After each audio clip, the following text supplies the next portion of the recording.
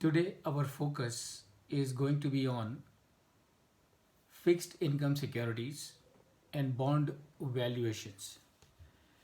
Now, why this topic as part of the IBBI course curriculum, and that is fixed income securities?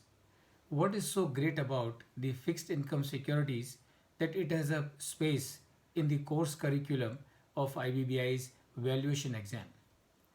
And the reason behind is globally, the equity market comprises of about 70 trillion US dollars, whereas the debt market globally is more than 100 trillion dollars.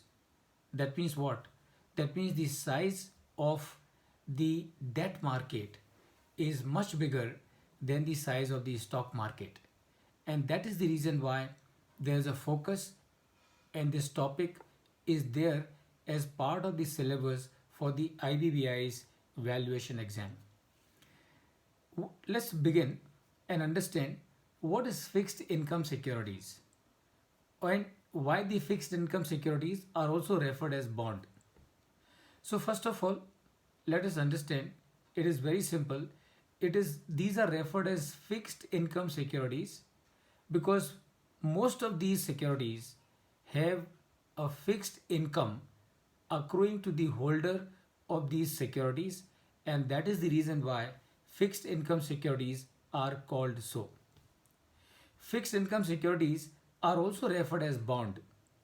And why fixed income securities are referred as bond, and the reason behind is because the issuer of the fixed income securities is undertaking, is making a commitment, is undertaking an obligation. Obligation for what? Obligation number one, for servicing the fixed income securities from time to time by paying the interest on the coupon dates. And number two, he is also undertaking an obligation of repaying the fixed income securities on the maturity date. So he is kind of signing a bond with the subscriber to the fixed income securities, and that is why fixed income securities are also referred as bond. So this is a friend. I thought that you would like to keep it in your mind as to what is fixed income security and why it is called as fixed income security and why the fixed income securities are also referred as bond. Before we try and understand various aspects of fixed income securities, we need to understand at the beginning as to if the size of the debt market globally is more than 100 trillion dollars, it means what? It means there are operators all over the globe of different kind who are dealing in the debt securities day in and day out. That means what? That means these are the operator, these are the investor, these are the intermediaries, these are the consultants, these are the advisors, these are the fund managers who are constantly taking decision about investing or divesting in the fixed income securities. And therefore, obviously, they need to have a good understanding of the fixed income securities or various aspects of fixed income securities so that they are able to take right kind of decisions with regard to the fixed income securities. So if we have to gain a good handle on fixed income securities, the first thing that we need to understand some of the key terms used in the context of fixed income securities. And what these terms are, the first one is face value. Face value, of course, we all understand. So every fixed income security has got a face value. It has got a coupon. So coupon is what? Coupon is the rate of interest. So the rate of interest can be fixed, rate of interest can be floating, and rate of interest can be zero. Yes, the rate of interest can also be zero. So there are deep discount bonds, and deep discount bonds simply means that the coupon rate is zero. The interest rate on the deep discount bonds or zero coupon bonds, as the name suggests. Zero coupon bond, that means no interest. So zero coupon bonds are issued at a deep discount. That means a zero coupon bond or a deep discount bond of 10,000 rupees may be issued for 5,000 rupees for a tenure, let's say, of 5 years or 10 years. Now you will wonder as to how will the subscriber earn in that case. The subscriber will earn in case of a deep discount bond or zero coupon bond, because at the time of redemption he will receive the full face value of 10,000. That means he is making an investment of 5,000, he is getting in return 10,000. So 10,000 minus his investment of 5,000 becomes the difference, that is 5,000, that becomes his return. So every fixed income security has a coupon rate. It has an issue price. It has got a coupon frequency. So the interest will be paid maybe quarterly, maybe half yearly, or maybe annually. And that is the frequency or periodicity of coupon payments. Every fixed income security has a maturity date. Of course, you also have perpetual bonds. So perpetual bonds do not have a fixed maturity, but other than the perpetual bonds, all the other fixed income security have a maturity date or a tenure. So tenure is the period for which these bonds are issued. Maturity date is the date which is also known as redemption date. So you call it maturity date or you call it redemption date, both mean the same thing. Then these bonds or these fixed income securities can be secured or it can be unsecured, and I'm sure you understand what is the meaning of secured and unsecured, so I need not really elaborate on that. Then these bonds will have a nominal yield. So nominal yield is nothing but the face value and the rate of interest. So the rate of interest divided by the face value into 100 gives you the nominal yield, that is the nominal return. Then you have a current yield. And what is current yield and how it is different from the nominal yield? Current yield will mean the coupon rate divided by the current market price, that is the current yield. So in case of nominal yield, you will divide the interest by the amount of the issue price or the face value, and that gives you the nominal yield. And in case of the current yield, you take the return interest amount on that bond and divide it by the current market price, and that is how it gives the current yield. Then you have something called as indenture. Indenture is what? Indenture is nothing but whenever somebody is issuing fixed income securities, he will sign a document. He will issue a document that is supposed to be the document of agreement or the contract between the issuer and the subscriber.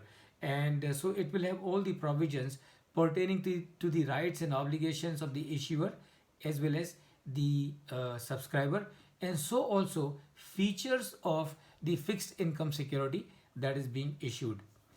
Then you also have, in the context of fixed income securities, the call option and the put option. So call options would mean you have a right to purchase a security at a prefixed price within a certain duration. So that is the call option. So the right to purchase is the call option, and against the call option you got a put option. So put option is the option where you have a right to sell. So call option, right to purchase; call option, right to sell.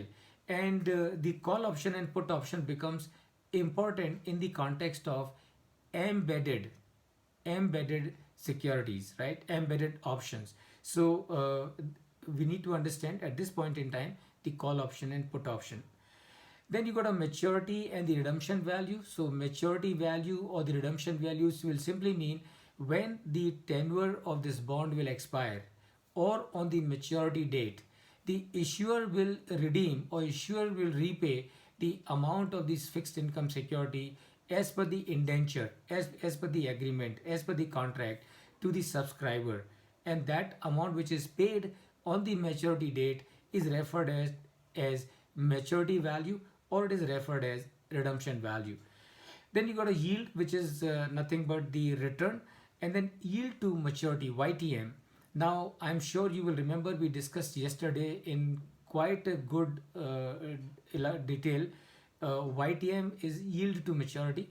And what is YTM? It is same as IRR, or it is same as effective interest rate. So what is YTM? YTM in a way is cost of capital. YTM in a way is the yield that you are realizing in case if you hold that security till the maturity.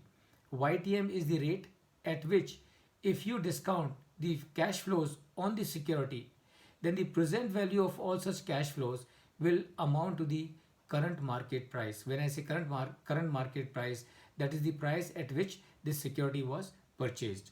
So that is your yield to maturity. Then you got a dirty price and you got a clean price. So clean price is what? When you are purchasing a fixed income security, and what you have to pay for that fixed income security is the clean price. But sometimes the contract may say that not only will you will pay the clean price, but you will also, the buyer of the fixed income security will not only pay the clean price, but he will also pay for the unexpired period on that security, unexpired interest period on that security. So let's say, for example, today we are on 28th of January, and on 28th of January I am purchasing a fixed income security, and the clean price is 100 rupees. So in case of clean price, if the contract is only for clean price, I will pay 100 rupees. But if the contract is to pay dirty price, that means what? And please pay attention, that means not only I will pay to the seller of this fixed income security 100 rupees, but I will also pay him interest starting from the last interest date. Let us say that is 31st December. So from 1st January till 28th of January, I will also need to pay interest on this 100 rupees to him, and that is your dirty price. So clean price is the price which you normally pay. Dirty price is the price that you normally pay, that is clean price plus interest for the expired period on that security between the last interest payment date and your purchase date, and that is your dirty price. Remember, a dirty price question is very common, and I'm sure understanding is also not very difficult. Invariably you will have a question coming in the examination on as to what is dirty price. And the last term is priority in payment. So obviously a fixed income security is a debt instrument, and since it is a debt instrument, it will have a priority of payment in case if the issuer is going in for liquidation. That in case the issuer is going in for liquidation, the issuer will need to pay the fixed income securities holder before anything is paid to the equity shareholders, and that is the meaning of priority in payment. So in case if you have any questions, please go ahead.